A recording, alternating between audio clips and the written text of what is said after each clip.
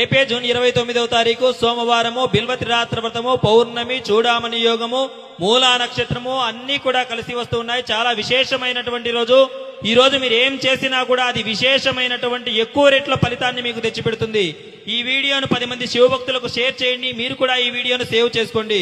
ఈ రోజు ఉదయం నుండి సాయంకాలం చంద్రోదయం అయ్యేంత వరకు కూడా వీలైనటువంటి వారు శరీరం అనుకూలించేటువంటి వారు ఉపవాసం ఉండండి, చాలా మంచిది. ఈ రోజు ప్రాతకాలాన్నే పరమేశ్వరునికి చక్కగా పంచామృతాలతో రుద్రాభిషేకాన్ని జరిపించండి. బిల్వదళాలను ఈ రోజు స్వామి వారికి సమర్పించండి. బిల్వదళాలతో అష్టోత్తర శతనామార్చన జరిపించండి. అది చాలా మంచి ఫలితాలను మీకు తెచ్చిపెడుతుంది. ఈ రోజు ఓం నమ శివాయ అనేటువంటి మంత్రంతో స్వామి వారికి విశేషంగా జపాన్ని చేయండి, అది కూడా మంచిది.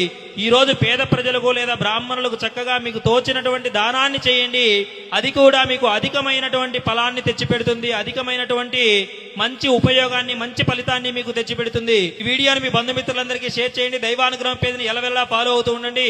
ఓం నమ శివాయ అని కామెంట్ చేసి వీడియోని లైక్ చేయండి మిత్రులారా.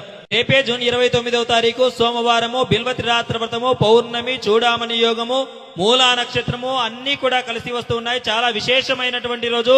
ఈ రోజు మీరు ఏం చేసినా కూడా అది విశేషమైనటువంటి ఎక్కువ రేట్ల ఫలితాన్ని మీకు తెచ్చిపెడుతుంది. ఈ వీడియోను 10 మంది శివభక్తులకు షేర్ చేయండి. మీరు కూడా ఈ వీడియోను సేవ్ చేసుకోండి. ఈ రోజు ఉదయం నుండి సాయంకాలం చంద్రోదయం అయ్యేంత వరకు కూడా వీలైనటువంటి వారు శరీరం అనుకూలించేటువంటి వారు ఉపవాసం ఉండండి, చాలా మంచిది. ఈ రోజు ప్రాతకాలాన్నే పరమేశ్వరు